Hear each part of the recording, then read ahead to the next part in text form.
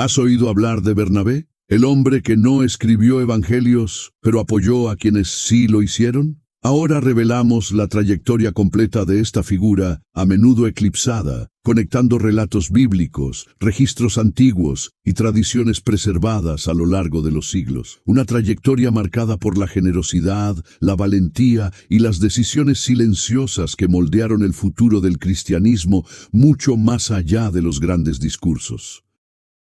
Bernabé nació en Chipre, una isla influenciada por la cultura griega y dominada por el Imperio Romano. Su nombre original era José, pero los apóstoles le dieron un nuevo nombre, Bernabé, que significa Hijo de la Consolación. No surgió en medio de milagros espectaculares, sino en un contexto común, con una disposición inusual. Su historia comienza lejos de los focos de atención, pero cerca de las necesidades humanas. Desde muy joven demostró altruismo.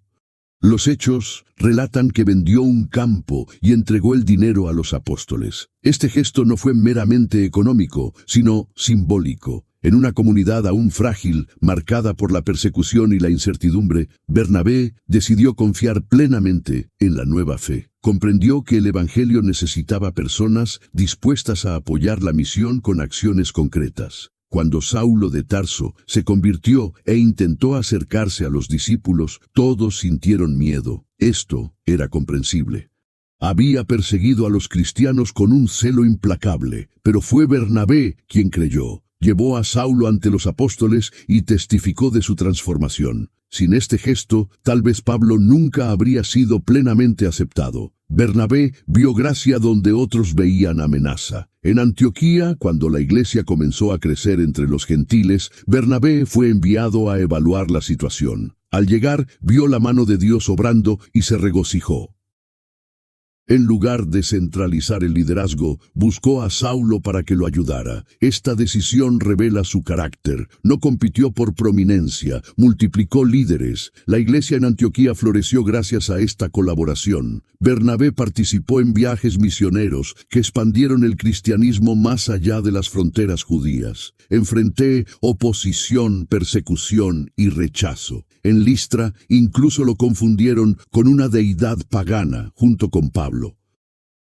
Incluso ante una aclamación errónea, me mantengo firme en la verdad. Su compromiso no fue con los aplausos, sino con la fidelidad al mensaje de Cristo. El Concilio de Jerusalén marcó otro momento decisivo. El tema fue controvertido. ¿Debían los caballeros seguir la ley de Moisés? Bernabé testificó sobre los hitos alcanzados entre los no judíos. Su voz ayudó a confirmar que la salvación venía por gracia, no por rituales.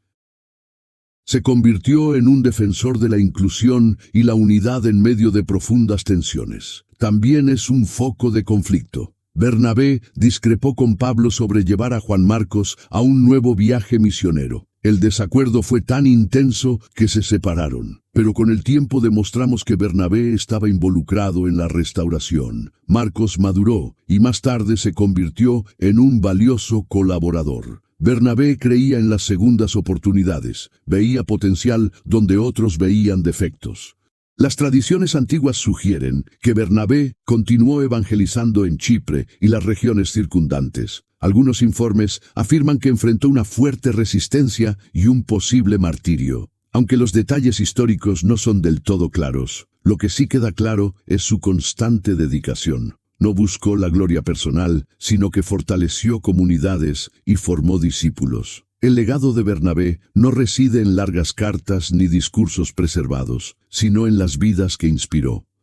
Fue un puente entre líderes, un animador de nuevos conversos y un defensor de la gracia. Su historia demuestra que el crecimiento de la iglesia depende de grandes predicadores, entre hombres y mujeres que apoyan y creen. Bernabé representa el poder del Espíritu. Este ejemplo revela que consolar, confiar y cambiar a las personas transforma destinos. Demostramos que el verdadero liderazgo no se mide por la visibilidad, sino por el impacto duradero.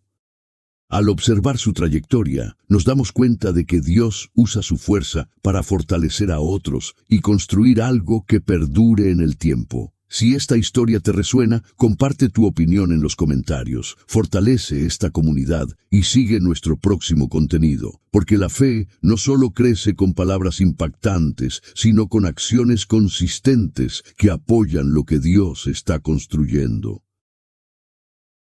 La historia de Bernabé también revela algo profundo sobre los inicios de la iglesia. No creció solo gracias a discursos contundentes, sino gracias a sólidas relaciones. En Antioquía, donde los discípulos fueron llamados cristianos por primera vez, Bernabé ayudó a estructurar una comunidad multicultural, uniendo a judíos y gentiles bajo la misma fe. Comprendió que el evangelio debía trascender las barreras culturales sin perder su esencia.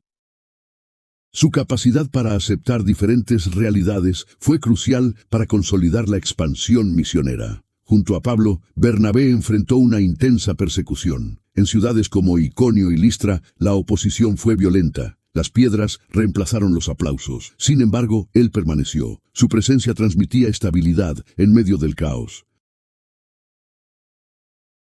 Mientras Pablo hablaba con audacia teológica, Bernabé mantuvo la unidad, fortaleció a los nuevos conversos y se aseguró de que la comunidad no se desmoronara bajo la presión externa. Era el tipo de líder que mantenía la estructura unida cuando todo amenazaba con derrumbarse. La separación entre Bernabé y Pablo no debe verse como un fracaso, sino como una madurez ministerial.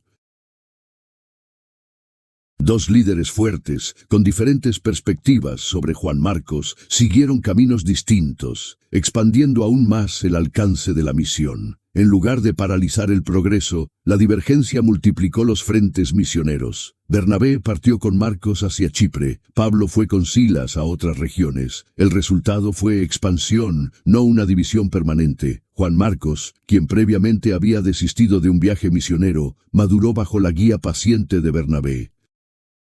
Años más tarde, el propio Pablo reconocería su utilidad. Este detalle revela el impacto silencioso de un mentor que cree en la restauración. Bernabé no veía a las personas como desechables, comprendía que el crecimiento requiere tiempo. Su interés por Marcos se reflejaría en la tradición que asocia a este discípulo con la escritura del Evangelio según Marcos. Fuentes antiguas, incluyendo escritos atribuidos a Clemente de Alejandría y tradiciones preservadas en la iglesia primitiva, sugieren que Bernabé continuó enseñando con autoridad apostólica, a pesar de no estar entre los 12 originales. Su autoridad no provenía de un título formal, sino de un reconocimiento práctico. Fue respetado por su integridad y equilibrio. En tiempos de intensos debates doctrinales, su postura conciliadora evitó rupturas innecesarias.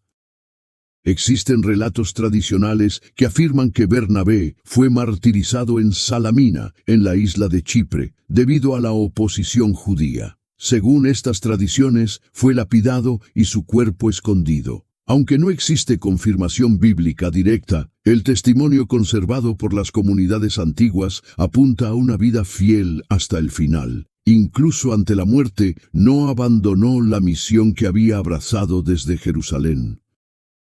El impacto de Bernabé también se aprecia en la forma en que lo menciona el Nuevo Testamento. En varios pasajes de los Hechos, su nombre aparece antes del de Pablo, lo que indica una posición inicial de liderazgo. Con el tiempo, el orden se invierte, reflejando el ascenso público de Pablo. Bernabé acepta esta transición sin resistencia. Entiende que el liderazgo puede cambiar, pero el propósito permanece. Esta humildad sustenta la unidad de la misión.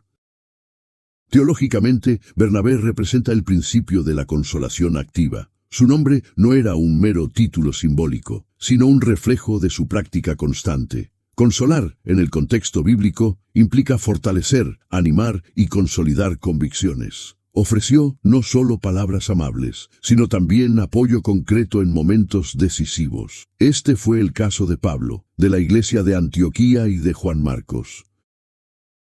La expansión del cristianismo en el primer siglo exigía hombres capaces de navegar entre culturas, afrontar la persecución y mediar en conflictos internos. Bernabé cumplió esta función con un equilibrio excepcional. no buscó construir un movimiento en torno a sí mismo, sino que sostuvo el movimiento cristocéntrico. Su influencia fue estructural, no superficial. Dondequiera que iba, dejaba cimientos sólidos. La ausencia de cartas extensas firmadas por Bernabé no disminuye su relevancia.